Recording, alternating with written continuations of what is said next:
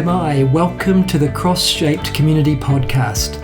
My name is Ken Keyte, and we're exploring how New Zealand Baptist churches have worked at keeping unity during testing times. I'm aware that when faced with the divisive vaccine mandates of last year, especially the use of vaccine passes for mass gatherings, different churches have made different decisions as they've sought to keep the unity of their church. In this podcast series, I'll be interviewing some pastors to find out how they went about keeping unity in their church when faced with this highly divisive issue. At the end of the podcast, there is a cross-shaped reflection where I comment on how I see cross-shaped community being outworked by the church that we've just heard from.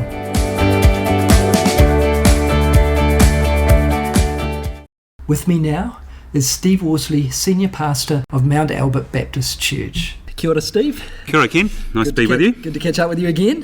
And thank you for being willing to be interviewed on this topic.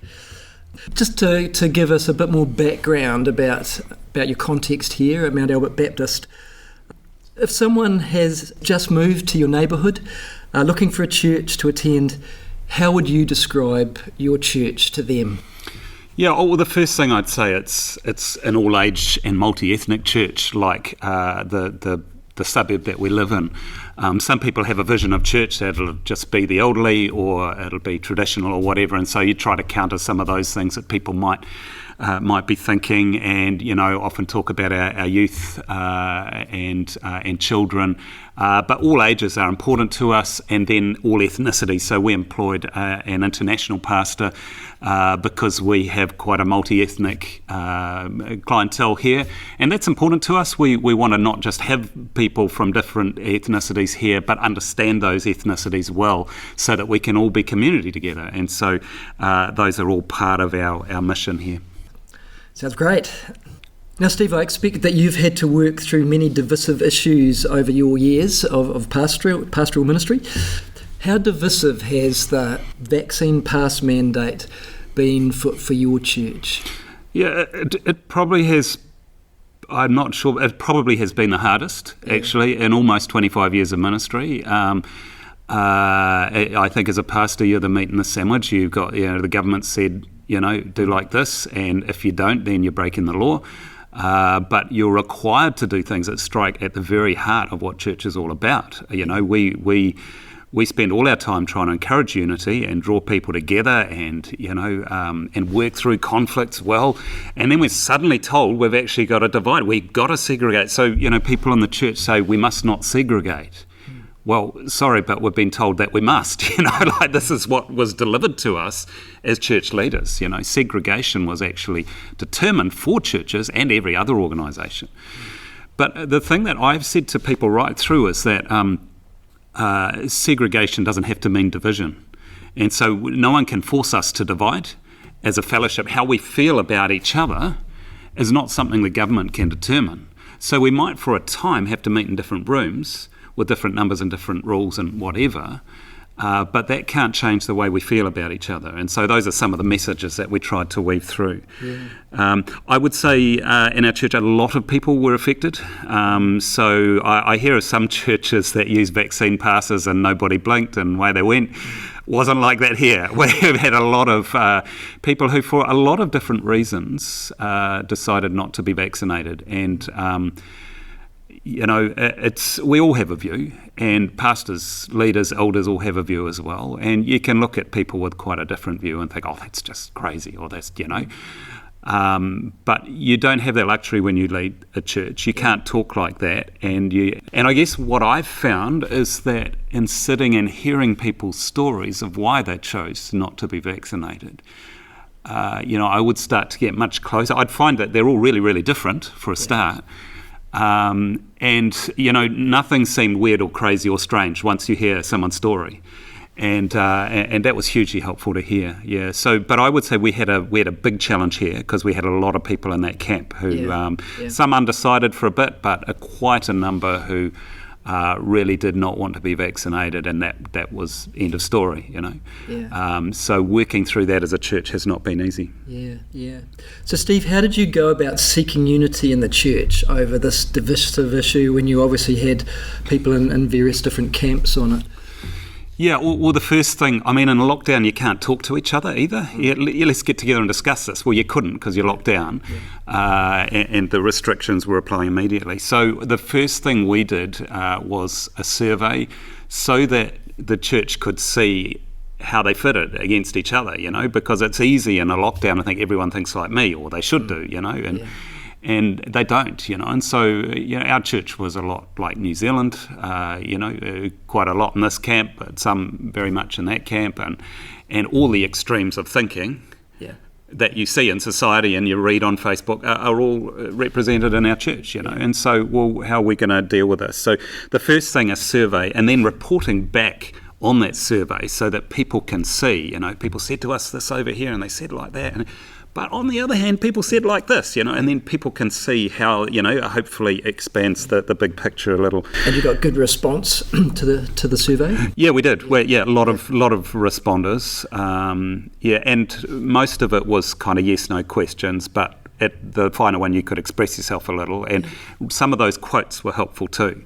To be able to, just really emphasise where people were coming from. I would say sermons on key passages. So we had Greg Liston did a very good sermon on Romans 14, primary and secondary issues. How do we think through those? And so is vaccination a primary or secondary issue? Very, very helpful. I would say constant communication. So particularly when you can't meet, you're not physically seeing each other each Sunday. You're really thinking through what you're writing in your weekly, e-news or whatever you're doing, what you're saying on Sundays.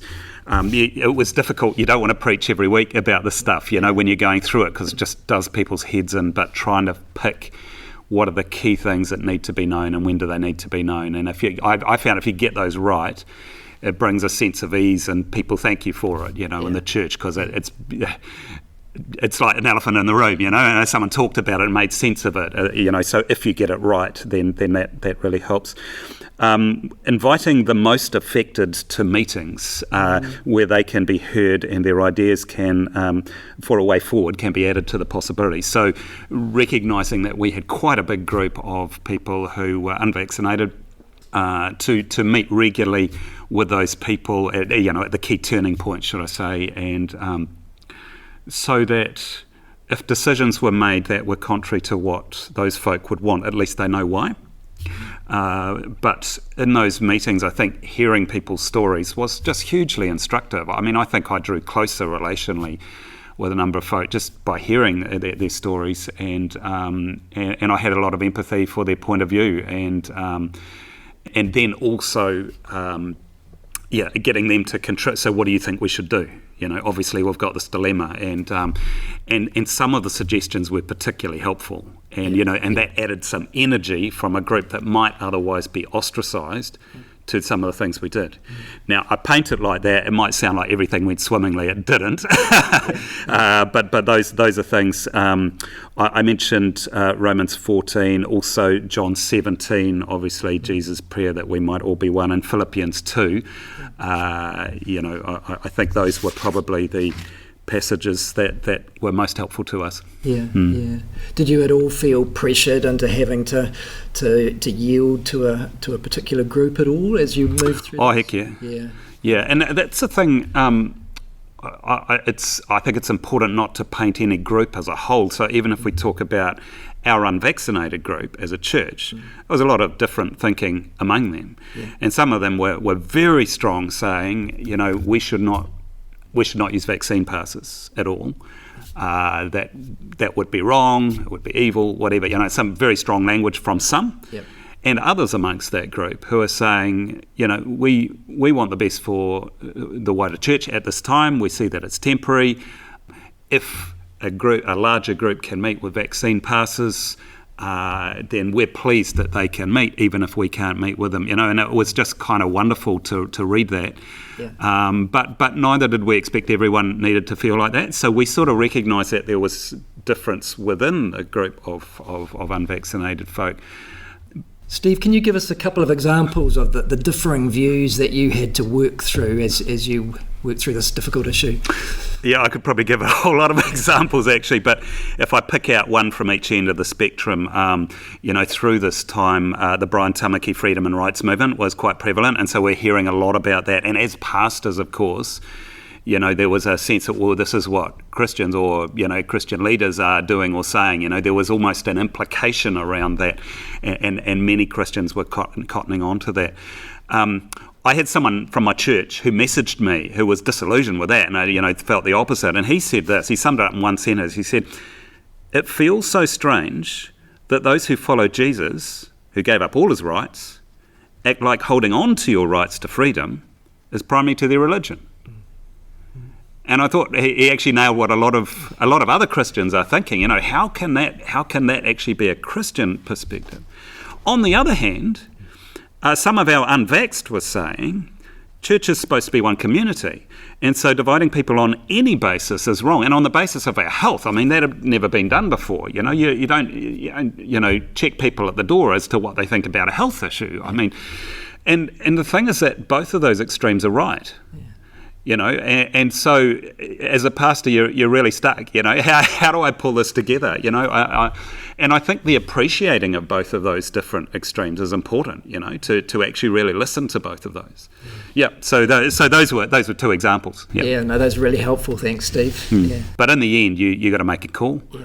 And so we did, and we look back and we don't say we made all the right calls. We just made the calls that seemed the right one at the time. And in retrospect, don't know.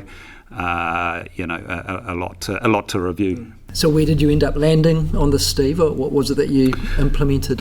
Yeah, so we operated through term 1 of this year, 2022, with the red restrictions. Yeah. So we had up to 100 meeting here at 9 and up to 100 meeting here at 11 in the auditorium with vaccine passes. Yeah. And then we had in other rooms, we had mixed groups could meet of up to 25. And at 9 a.m. we had our children's ministry. So we kind of said in the midst of all of this, we said we think children are really important. Yep. So, our online services have been going for the best part of 6 months. Yep. And you just notice, there's no teens are watching anymore. Very few, declining number of kids because, what do they want to, there's no fun just staring at a screen. And they do that for school all the time, So that got really tough. And we just thought, well, we've had long enough doing that. We need to get our children's ministry up and running, even though we realise, well, some families won't be ready to bring their kids back, but a number are.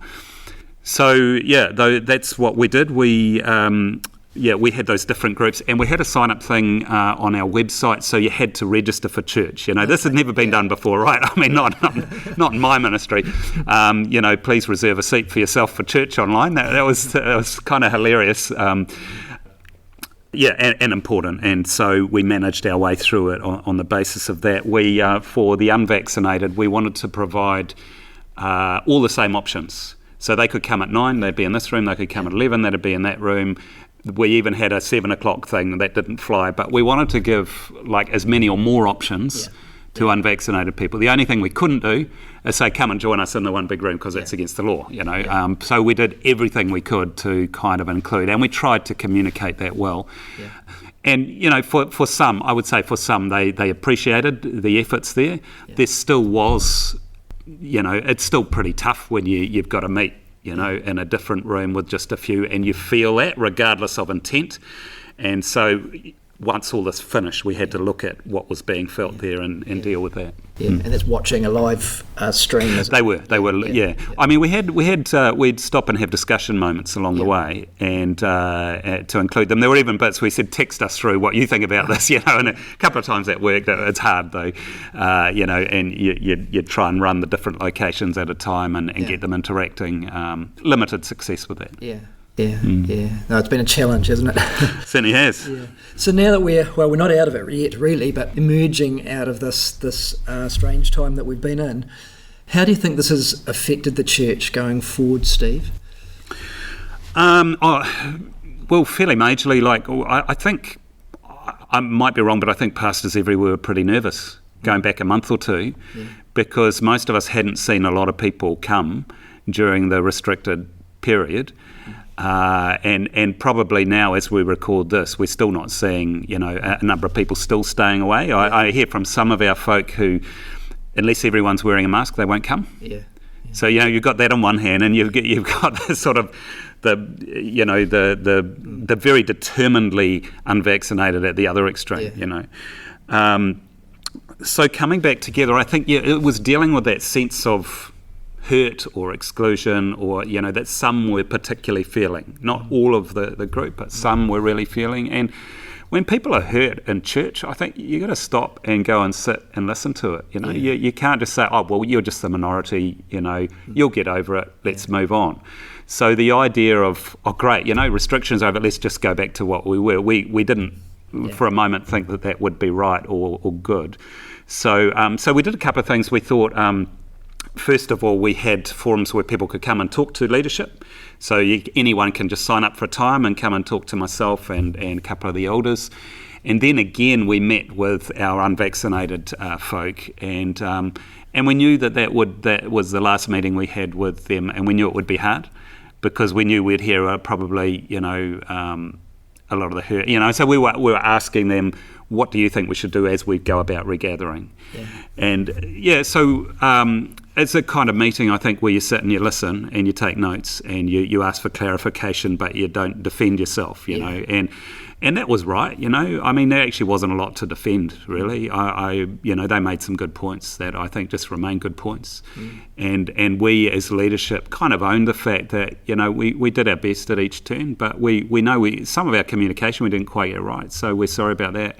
We made a couple of mistakes here, and we might some of the big calls might not have been right as well. They're just, the best call we could make at the time with what we knew. And with a big picture in mind. And so I think there's that. And then our first Sunday, where it was really great to see a number of that group join us in the service. I felt really humbled. Some of them came along wearing masks, and I know that some who are against the vaccine are kind of against the mask use as well. And it just was quite moving and quite humbling to see them come and want to be part of us here, and just knowing how hard it would be for some of them on that first Sunday. And it was kind of an unexpected thing, but I was preaching about Judas and sin on the day, and it wasn't planned to coincide. We didn't know how, you plan your sermons well out, but I was sort of doing Easter themes. And I was going through the emotions of particular characters. So, the guilt that Judas felt, and the failure that Peter felt, and the loss that Mary, that sort of thing. And so it was kind of guilt and Judas on the day. And I thought, wow, And so as I was preaching, I was just thinking about, what we do with our guilt and what we feel about it. And it wasn't a time to be specific about vaccination, but I just felt in the service that day to recognise that some of what we did wasn't right, despite a best intention, and some of what we did would hurt people, and that we don't want that, and we're sad about that, and we recognise that. And so unscripted, late in the service, I shared some of that, and it was kind of nice for that, that was well received by folk who had come on the day. And I guess it comes back to the fact that I was just blown away to see them join us that day, and some of them with masks on as well. And I just said, wow, there's some amazing grace here. So, I mean, it blows my mind. There's been a lot of learning curves through this. It's a good time to listen and to talk less, and to hear people's stories and not jump in with your judgment. It's a good time to stay off Facebook. You can really get drawn into things, and particularly when you're not able to meet with people, you can just get entrenched in views, and you can say stuff that you regret. Well, we should know as Christians that we've got to value each other more than that. And so I guess this is probably the biggest thing. I would say being super careful with communication, and holding things in a light hand. We tried to do that towards the end, to say, we don't know that we got all this right. I think hopefully that just eased the situation a little bit. And if we go into it again, I think we would do some things differently. Ngā mihi, Steve. Thank you so much for your time on this. I really appreciate it. Ngā mihi, Ken. Great to be part of it. Thanks.